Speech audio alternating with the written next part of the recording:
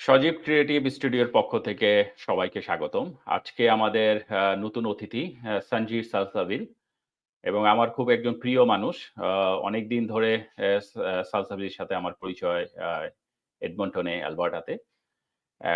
সালসাবিল সম্পর্কে যদি আমরা একটু সংক্ষিপ্ত ধারণা দিই, সালসাবিল বাংলাদেশ থেকে এইচএসসি কমপ্লিট করার পরে মালয়েশিয়াতে অ্যা কম্পিউটার সায়েন্সে পড়াশোনা করেন। আন্ডার গ্র্যাজুয়েট কমপ্লিট করার পরে তারপরে স্কলারশিপের মাধ্যমে ইউনিভার্সিটি আলবার্টাতে পোস্ট গ্র্যাজুয়েট অ্যা অ্যা কম্পিউটার সায়েন্সে পড়াশোনার জন্য কানাডাতে আসেন এবং সফলতার সাথে পোস্ট গ্র্যাজুয়েট কমপ্লিট করার পরে বর্তমানে সিনিয়র অ্যানালিস্ট, বিজনেস অ্যানালিস্ট হিসাবে টরন্টোতে কাজ করছেন। তো এই হচ্ছে সালসাবিলের সংক্ষিপ্ত অ পরিচয়। আজকে সালসাবিল তার যেই কানাডার লাইফ সম্বন্ধে তার যে এক্সপেরিয়েন্স সেটাই আমাদের মাঝে শেয়ার করবেন। So welcome Salsabil to accept our invitation from Shajib Creative Studio. তো আমরা আজকে সালসাবিলের গল্প শুনবো এবং সেখান থেকে আমরা কি শিখতে পাই সেই জিনিসটা আমরা সবার মাঝে ছড়িয়ে দিতে চাই। এবং সেই বিষয় নিয়ে আজকে আমরা শুরু করতে যাচ্ছি। সজীব ক্রিয়েটিভ স্টুডিওর পক্ষ থেকে আবারও ধন্যবাদ সালসাবিলকে আমাদের মাঝে আসার জন্য।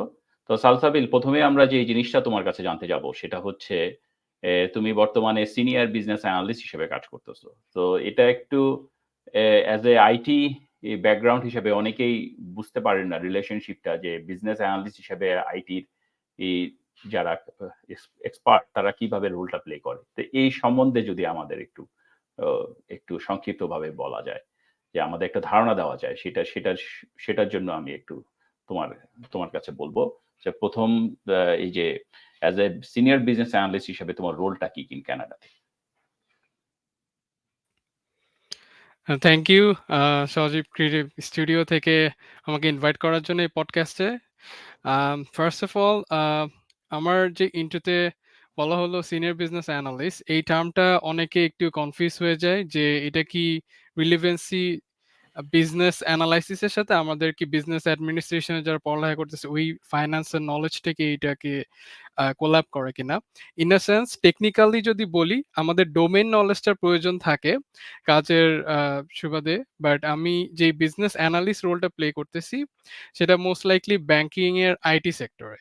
তো এখানে আমাদের যে কাজটা করতে হয় most likely data analyst, but আমরা বিজনেসের প্রবলেমগুলো সলভ করতেছি ডেটার ভিজুয়ালাইজেশনের মাধ্যমে।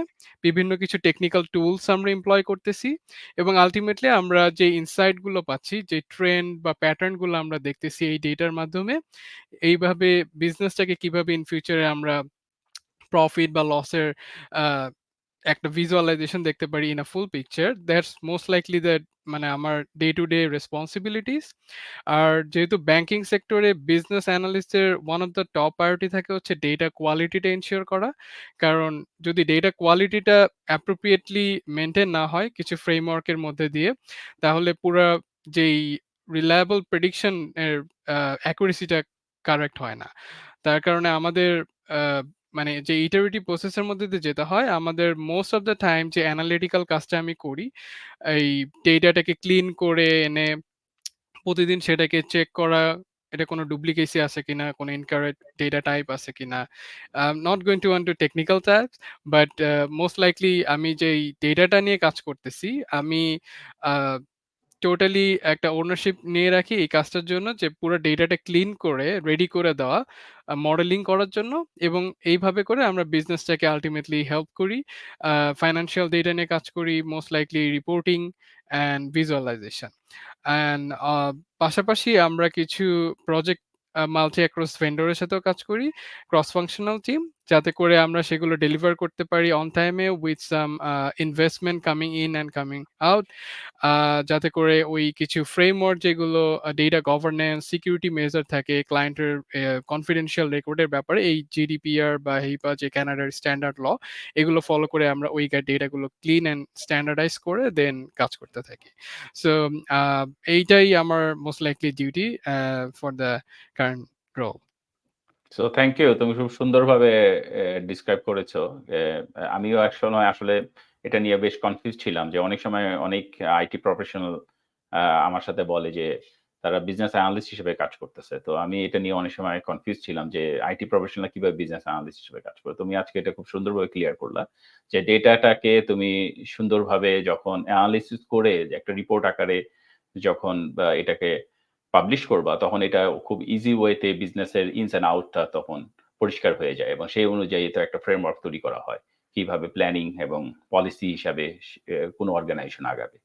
সো আইটির রোলটা এখন অনেক ডাইভার্স হয়ে গেছে। সেই জিনিসটাই আমি তুলে ধরতে যাচ্ছি। তো এখন আমরা একটু অন্য ধরনের কোশ্চেনে আসবো। এই যে তুমি এই ই এ মালয়েশিয়াতে পড়াশোনা শেষে তারপরে যে ইউনিভার্সিটি অ্যালবার্টাতে একটা ভালো একটা ইউনিভার্সিটিতে সেখানে যে তুমি স্কলারশিপের জন্য মাধ্যমে আসলা। তো ইউনিভার্সিটি অ্যালবার্টা তোমার কি ক্রাইটেরিয়া মেইনলি তোমাকে ফোকাস করছিল এজ এ স্কলারশিপ ক্যান্ডিডেট হিসাবে তোমাকে বিবেচনা করার জন্য? সেই বিষয়টা যদি একটু আমাদের সাথে শেয়ার করো। হ্যাঁ, sure.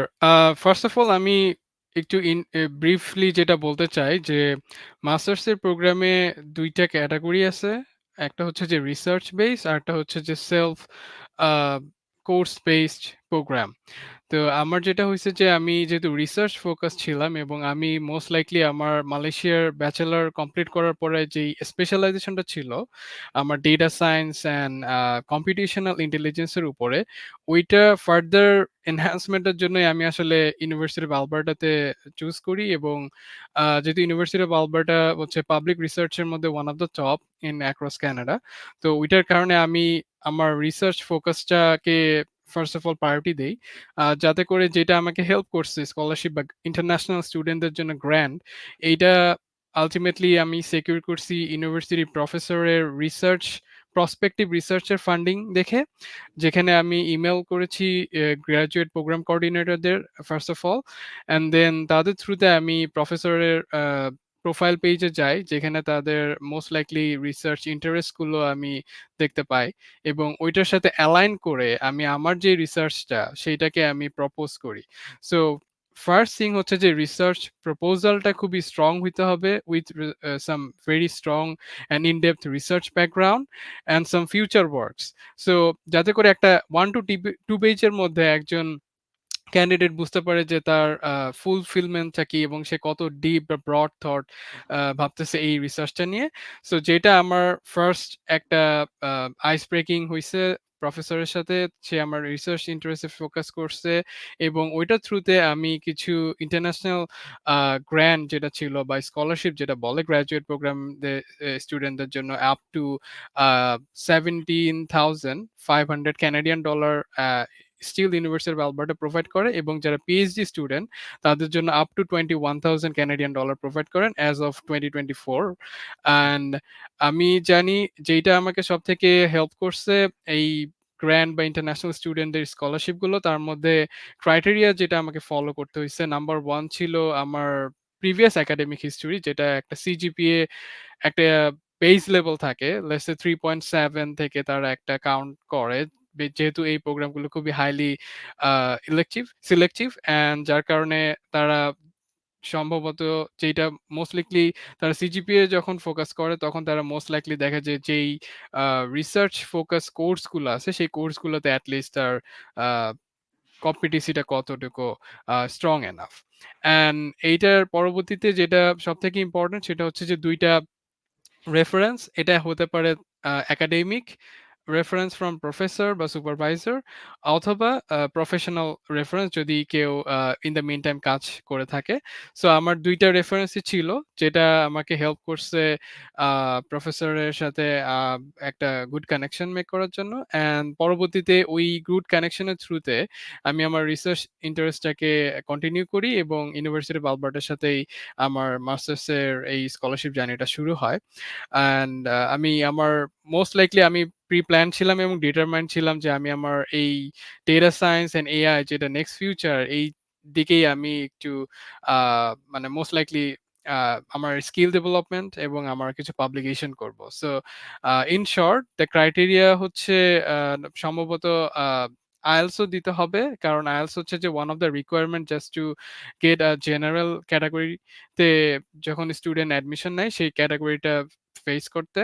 And then most importantly হচ্ছে প্রফেসরকে ইমেইল করে প্রফেসরের সাথে ইমেইলের কনফার্মেশন নিয়ে সেই রিসার্চটা প্রপোজালটাকে অ্যাকসেপ্টেন্স আনা এবং একটা সিভি বানানো যে সিভিতে তার ডিটেলস মানে রিসার্চের একটা ডেসক্রিপশন থাকে।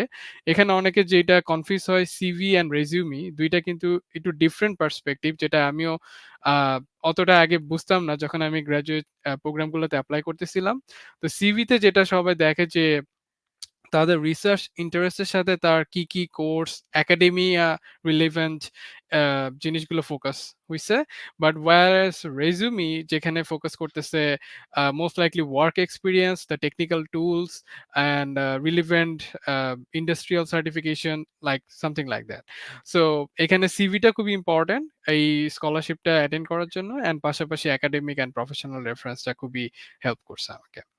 আচ্ছা, থ্যাংক ইউ। খুব সুন্দরভাবে তুমি জিনিসটাকে ইলাস্ট্রেট করেছো। বাট ইন শর্ট ফর্মে যেটা আমরা যাচ্ছি সেটা হচ্ছে যে তোমার যে রিসার্চ আন্ডার গ্র্যাজুয়েট লাইনে তোমার যে ইন্টারেস্ট তার সাথে প্রফেসরের সাথে কানেক্টটা হচ্ছে সবচেয়ে বেশি ইম্পর্টেন্ট দিক। এছাড়া অন্যান্য জিনিসগুলো যেটা আছে সেটা হচ্ছে তোমার ল্যাঙ্গুয়েজ প্রফিসিয়েন্সি এবং তোমার সাথে সাথে তোমার একটা ভালো সিজিপিএ থাকতে হবে, because this are the all are very competitive জিনিসটা। তো আমি এরপরে পরবর্তী যেই জিনিসটা আমি তোমার কাছে জানতে চাচ্ছি যে, এই যে তোমার মধ্যে ২ টা এক্সপেরিয়েন্স আছে এবং দুটোই একটা ভালো দেশ। একটা হচ্ছে মালয়েশিয়া, আমাদের বাংলাদেশ থেকে প্রচুর স্টুডেন্ট মালয়েশিয়া পড়াশোনা করতে যায়। আবার তুমি এই নর্থ আমেরিকার কানাডাতে তুমি পড়াশোনা করতেছো। তো এই ২ জায়গার দেশের মধ্যে যে পড়াশোনার হোয়াট ইস দ্য ডিফারেন্স টা তুমি পাচ্ছ? এটা তোমার তোমার এক্সপেরিয়েন্স টা কি? তাদের মালয়েশিয়া পড়াশোনার স্ট্রেংথ টা কিসে? আবার তোমার এই উইকনেস টা কোন জায়গায়? আবার তোমার যে পড়াশোনা করলা হচ্ছে কানাডাতে, তাদের প্যাটার্ন টা কেমন? তাদের উইকনেস এবং স্ট্রেংথ টা কেমন? সেইটা যদি আমাদের মাঝে তুমি একটু যদি তুলে ধরো।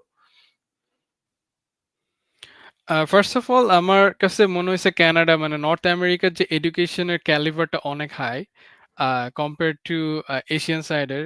ইন ইন টার্মস অফ আমি বলবো যে তাদের যেই সিলেবাসটা তারা ফলো করে most likely US based.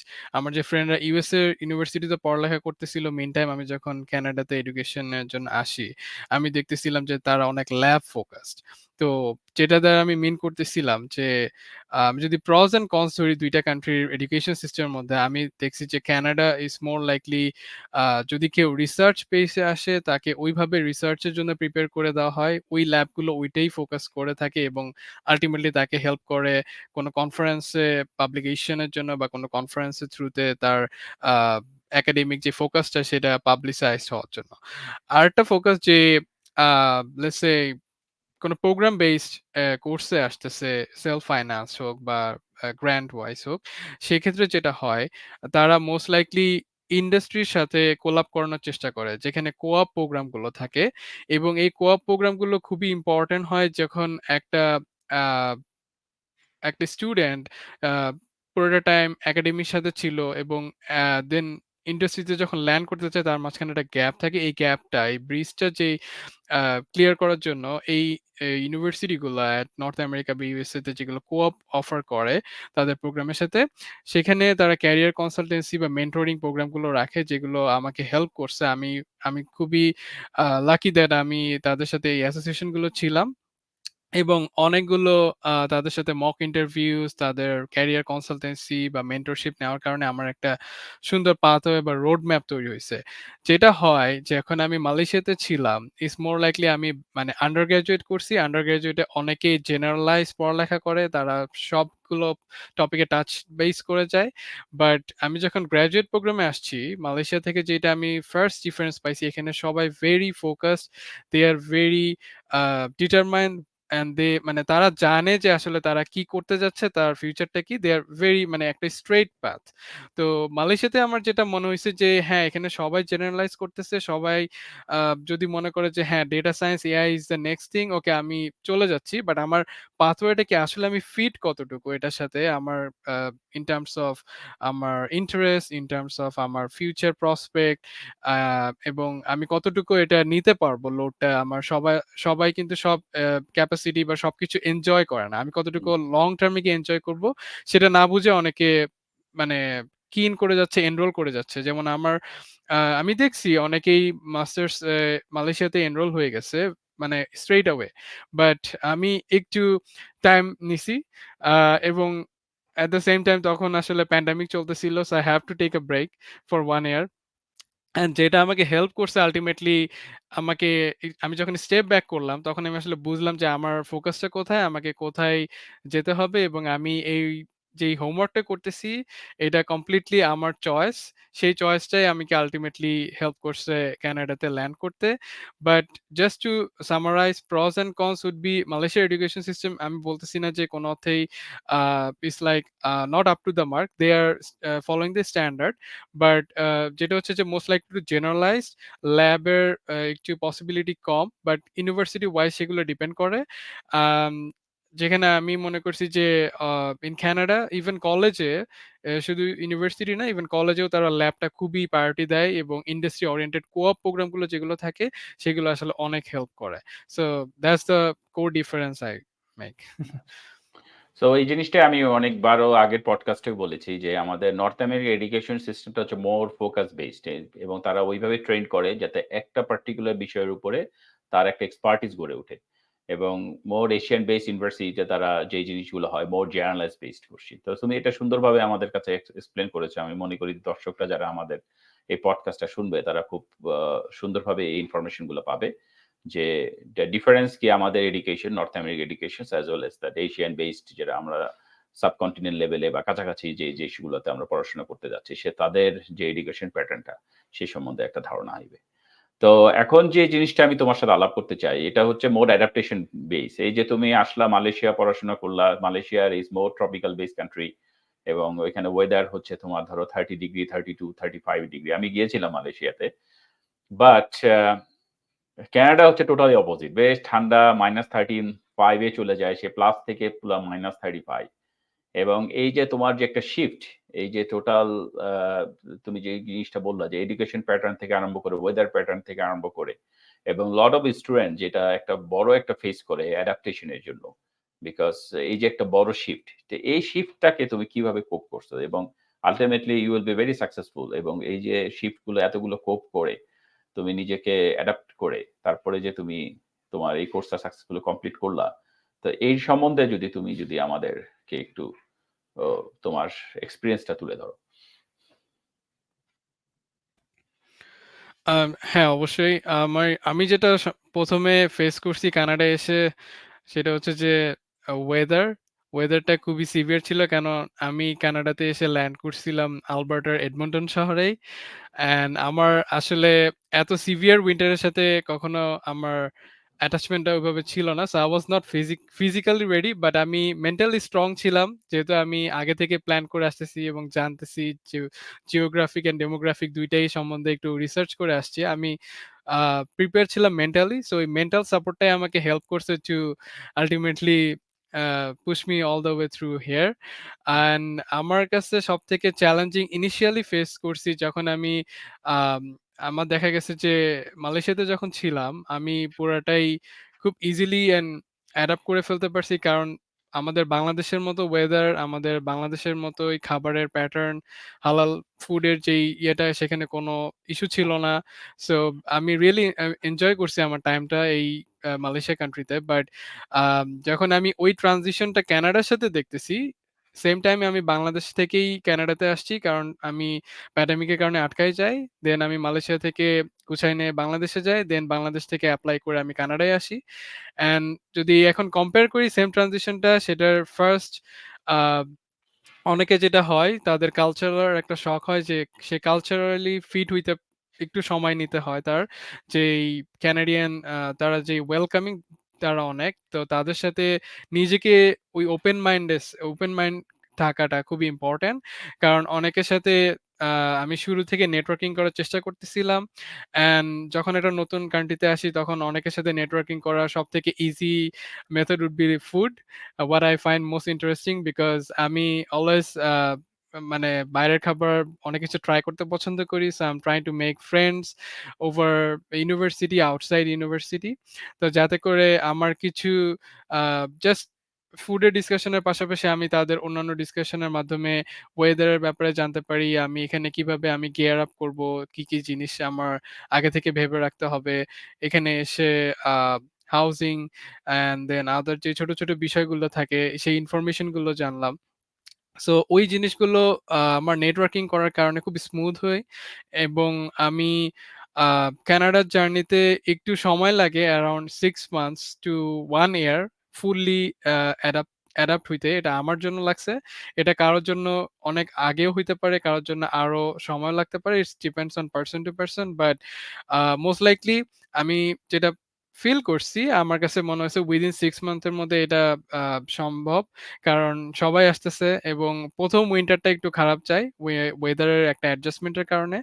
And ultimately যেটা হয় যে যখন মানুষ বাইরের দিকে একটু নেটওয়ার্কিং করার সুযোগ থাকে কোনো অ্যাক্টিভিটির মাধ্যমে এনরোল করে নিজেকে অ্যান্ড একটা অ্যাসোসিয়েশনের মাধ্যমে নিজেকে রাখতে চায় কোনো activity. It could be gym, it could be anything relevant two মানে মেন্টাল হ্যাপিনেসটাকে এনশিওর করা। যেটা করে আসলে মেন্টালি সে স্ট্রং থাকে এবং তার যেকোনো চ্যালেঞ্জ সেটা তার জন্য রিসলভ করা ইজি হয়। অ্যান্ড যেটা আল্টিমেটলি আমাকে হেল্প করছে। অ্যান্ড ওভার দ্য টাইম আমি আ যেই মোস্ট চ্যালেঞ্জ গুলো ফেস করছিলাম তার মধ্যে ছিল weather and food and ultimately uh যে এডুকেশনের যেই টাইম ম্যানেজমেন্ট এবং ডিসিপ্লিন ওয়েতে জিনিসগুলো করা। কারণ এট দ্য সেম টাইম আমি একটা নতুন জায়গায় আসছি এবং মাস্টার্সে একটু খুব ফাস্ট পেস চাই এখানকার এডুকেশনে। তারা মোটামুটি গ্র্যাজুয়েট স্টুডেন্টকে ভেবে নেয় তারা আ টোটালি ইন্ডিপেন্ডেন্টলি আ সবকিছু শিখে নিবে। সো আমাকে ওই জায়গাটায় একটু সময় দিতে হইছে নিজেকে এই চ্যালেঞ্জেস গুলো পাশাপাশি। অ্যান্ড সো এখানে মোস্ট ইম্পোর্টেন্ট হচ্ছে ডিসিপ্লিন ওয়েতে আগানো লাইফটাকে যাতে করে আ সবকিছু আমি প্রপারলি অ্যান্ড অন টাইমে ডেলিভার করতে পারি এবং ultimately at the end of my program আমি সাকসেসফুলি জার্নিটা কমপ্লিট করতে পারি। অ্যান্ড সো মোস্ট লাইকলি আমি বলব একটা ডিসিপ্লিন লাইফস্টাইল একটা রুটিন ওয়েতে মেইনটেইন করাতে আমার এটাকে হেল্প করছে। And it's tough consistency maintain করাটা খুবই জরুরি। ইটস নট লাইক আমি সবসময় পারছি বাট আমি চেষ্টা করছি কনসিস্টেন্সিটা ধরে রাখে যেটাই আমাকে আসলে আজকে এই পর্যন্ত আনতে হেল্প করছে।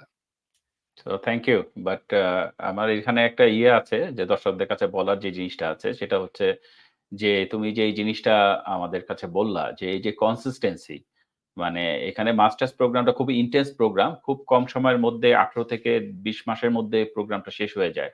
তো এখানে অ্যাডাপ্টিবিলিটি তো ডিসিপ্লিন এবং কনসিস্টেন্সি টা যদি ঠিক না থাকে তাহলে এটাকে অ্যাডাপ্ট করতে, করতে যে সময়টা চলে যায় সেই সময়ে মোস্ট অফ দ্যা স্টুডেন্ট পিছিয়ে পড়ে। সো এই জায়গাটাকে আমাদের খুবই সজাগ থাকতে হবে। খুব ওয়েল ডিসিপ্লিন থাকতে হবে, ওয়েল ফোকাস থাকতে হবে। টাইম ম্যানেজমেন্ট স্কিল গুলা বিল্ড আপ করতে হবে। কারণ টোটাল এবং ওয়ান এনভায়রনমেন্ট অ্যানাদার ওয়েদার এগুলো তো একটা প্যাটার্ন সমস্যা আছেই। তো এগুলাকে কোপ করে খুব ওয়েল ডিসিপ্লিন ভাবে যদি মেইনটেইন করা যায় তাহলে আমরা দেখতে পারতেছি যে এখানে সানজির সালসাবি যেভাবে সাকসেসফুল হয়েছে এখন অনেকেই এভাবে সাকসেসফুল হওয়ার আর লাভ করবে। তো আরেকটা যে জিনিসটা আমি যে তোমার কাছে যেটা জানতে চাচ্ছি এরপরে সেটা হচ্ছে যে এই যে তুমি এই মাস্টার্স প্রোগ্রামটা কমপ্লিট করলা। কমপ্লিট করে তারপরে এখন যে পজিশনে কাজ করতেছো, যে জবে কাজ করতেছো। তো এই জিনিসগুলো তুমি প্রিপেয়ার করছো কিভাবে? এটা কি তুমি পড়ার সাথে সাথেই প্রিপেয়ার করছো? না পাস করার পরে তুমি প্রিপারেশন নেওয়ার পরে তারপরে তুমি এ এ এই জবগুলাকে এনরোল করেছো? সো এই জিনিসটার ব্যাপারে তুমি যদি আমাদেরকে একটু বলো। আমার ১ম ২ সেমিস্টারে টোটালি ফোকাস ছিল একাডেমিক। কারণ আমি ওই অ্যাডাপ্টিবিলিটি তে একটু পিছায় ছিলাম। বাট আমি যেহেতু চাচ্ছিলাম না যে এটা আমাকে ইমপ্যাক্ট করুক আমার কোনো রেজাল্ট বা আমার কোর্সের কোনো গ্রেডে। সো আমি ১ম ২ সেমিস্টারে কোনো ফোকাস দিতে পারি নাই জব সার্চ বা এই রিলেভেন্সি তে। বাট আল্টিমেটলি যেটা হইছে যখন আমি আমার গ্র্যাজুয়েট স্টুডেন্ট বা কলিগদের সাথে কথা বলতেছিলাম যারা সিনিয়র বা শেষের দিকে গ্র্যাজুয়েট করবে তারা যে co-op এর ব্যাপারে কথা বলতেছিল তখন আমি তাদের থ্রুতে ক্যারিয়ার মেন্টরিং এই ব্যাপারগুলো জানতে পারি এবং আমার প্রফেসর আমাকে হেল্প করছে যেই আমাকে co-opটাকে ল্যান্ড করতে। সো ওই co-op এর থ্রুতে আমি কিছু ক্যারিয়ার মেন্টরিং এবং কিছু আমাদের ইউনিভার্সিটিতে ক্যারিয়ার প্রোগ্রাম হয়। ক্যারিয়ার ফেস্টিভাল বা ক্যারিয়ার ফেয়ার যেটাই বলে। প্রত্যেকটা ইউনিভার্সিটিতে হয় এগুলো। সেপ্টেম্বর টু অক্টোবরের মধ্যে। অ্যান্ড আমি সেগুলো অ্যাটেন্ড করতাম। সো পাশাপাশি আমি যেটা নিজের জন্য প্রিপারেশন হিসেবে নিছিলাম সেটা হচ্ছে যে একটা রোড ম্যাপ।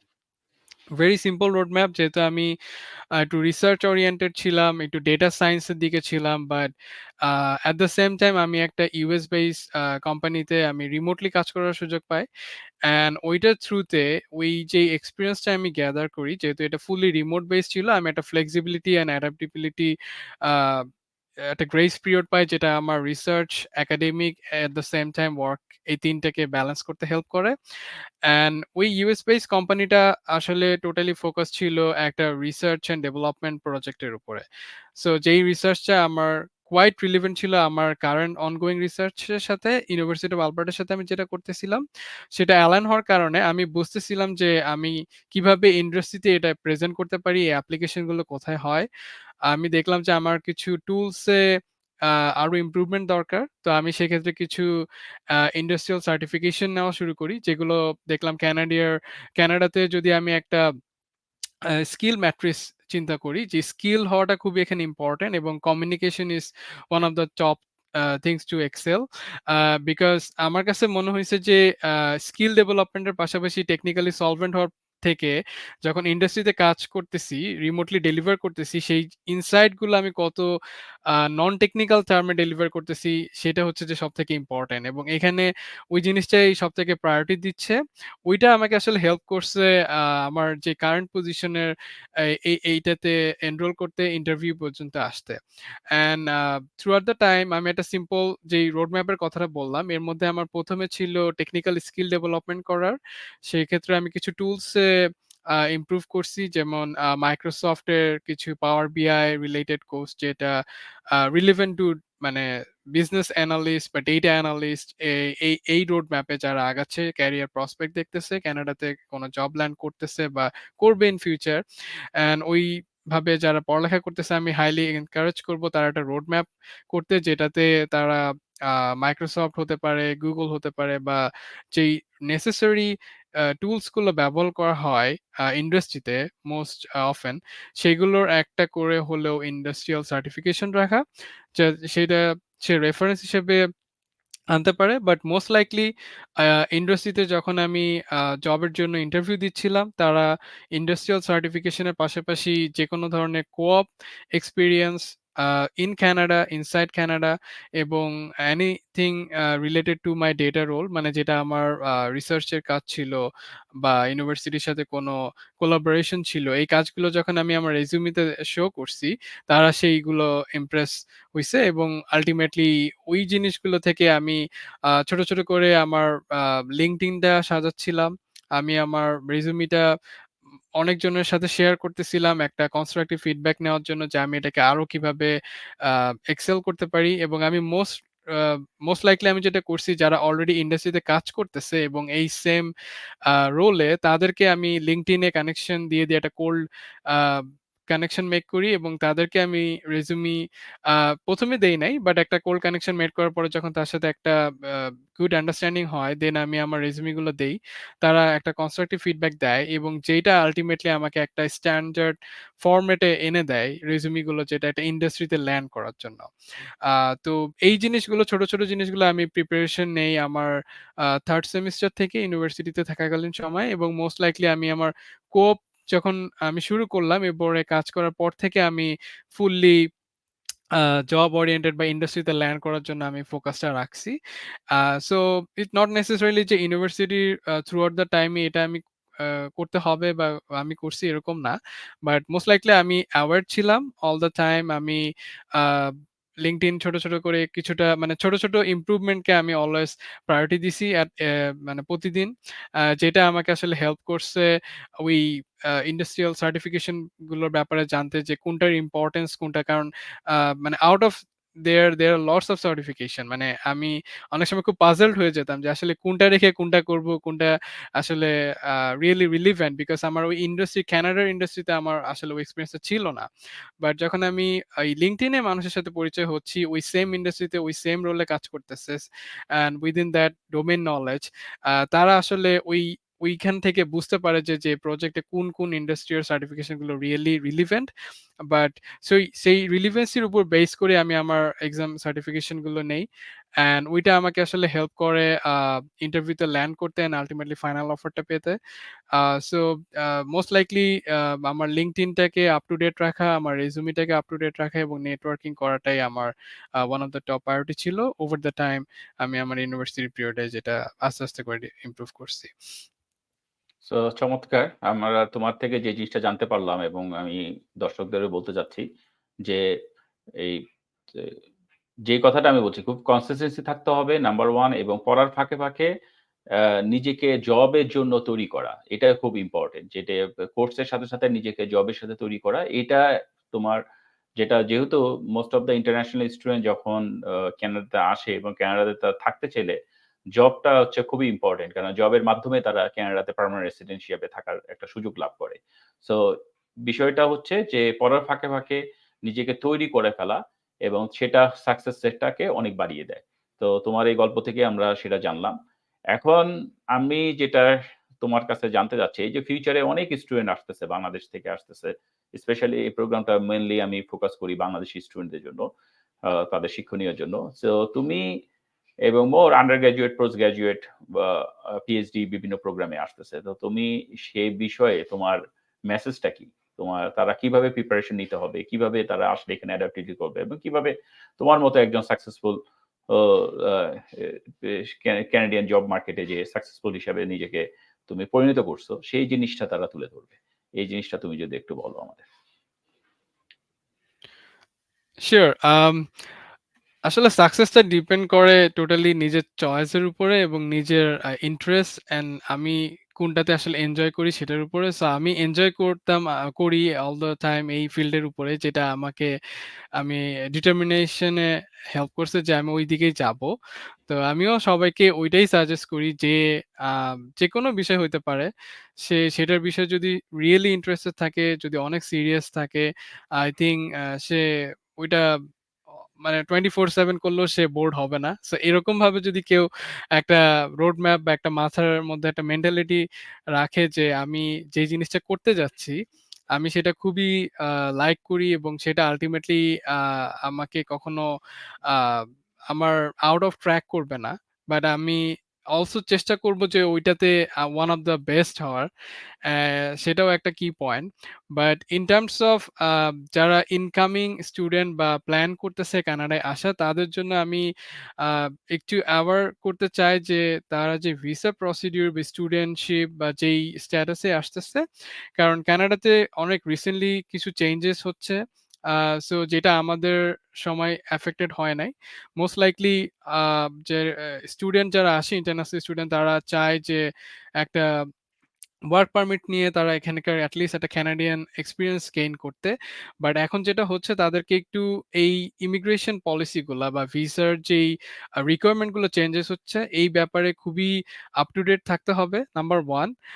নাম্বার 2 হচ্ছে যে ওই রিলিভেন্ট যে ফিল্ডে তারা আসতে চায়, কানাডা এখনো অনেক অনেক স্টেম ক্যাটাগরি, মানে ইন ডিমান্ড স্কিল যেগুলা, যেমন হেলথ কেয়ার অকুপেশন এবং আইটি যে জব বা ইঞ্জিনিয়ারিং যে জব, এরকম জাস্ট গুগল করলেই হবে in demand skill in Canada.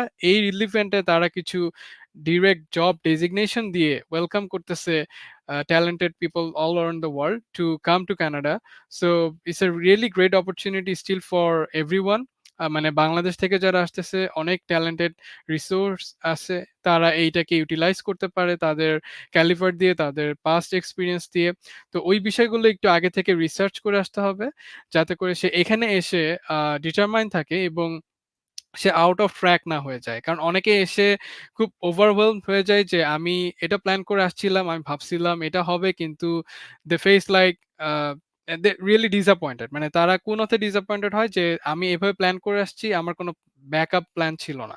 আমি বলতেছি না যে ব্যাকআপ প্ল্যান সবসময় necessary, but it's like always keep your road map flexible, যে আমি যদি প্ল্যান এ না হয় প্ল্যান বি এক্সিকিউট করতে পারি on the spot. So couple of plans করে আসা উচিত, কারণ ইমিগ্রেশন বা ভিসা পলিসি দিন দিন চেঞ্জ হচ্ছে। তো যেটা ইম্প্যাক্ট করে তার পরবর্তী ওয়ার্ক পারমিটের একটা এক্সটেনশনের ব্যাপারে এখন ওই ব্যাপারে কিছু রেস্ট্রিকশন চলতেছে, সেটা একটু মাথায় রেখে কিভাবে প্ল্যান করে আগে থেকে যদি সে কোনোভাবে জবের ব্যাপারে একটু কথা বলে আসতে পারে, নেটওয়ার্কিং করা শুরু করে দিতে পারে এখন থেকে লিঙ্কডইনে, মোস্ট লাইকলি দ্যাট মানে এটা অনেক তাকে এনহ্যান্স করবে তাদেরকে এখানে এসে জব ল্যান্ড করতে। নট লাইকলি প্রফেশনাল ফিল্ড, আমি ব্রডার অ্যাসপেক্টে বলতেছি যেকোনো ফিল্ডেই তারা জবের জন্য আহ, এই স্ট্র্যাটেজি গুলো ফলো আপ করতে পারে, যেখান থেকে তারা বেনিফিটেড হবে বোথ ওয়েতে। ফার্স্ট অফ অল তার স্টুডেন্ট ভিসা বা ইন্টারন্যাশনাল স্টুডেন্টরা বাংলাদেশ থেকে যখন আসে সেই টোটাল ভিসা প্রসেসটা স্মুথ হবে, এবং এখানে আসার পরে তারা যখন দেখবে মার্কেটের স্কেয়ারসিটিটা বা রিসিশন বা যে কোনো ধরনের আনসার্টিনিটিস, তারা তখন মেন্টালি প্রিপেয়ার থাকবে যে আমি আসলে কিভাবে এই জিনিসটাকে পাস করতে পারি, এবং আল্টিমেটলি সেখান থেকে সে একটা গুড আউটকাম আনতে পারবে অ্যান্ড আল্টিমেটলি সাকসেসফুল হবে। সো এটাই আমার সবার জন্য মেসেজ। সো নিজের রিসার্চ করার এবং রিসার্চ করে সেখান থেকে যেই ইম্প্যাক্ট গুলো আনা সেটা টোটালি নিজের চয়েস। কোনো কিছু রাইট অর রং না, কোনো কিছু প্রি ডিটারমাইন না, but at the end of the day এটা আপনারই চয়েস। সো যে চয়েসটা আপনি নিচ্ছেন সেটা আপনার জন্যই ভালো হবে।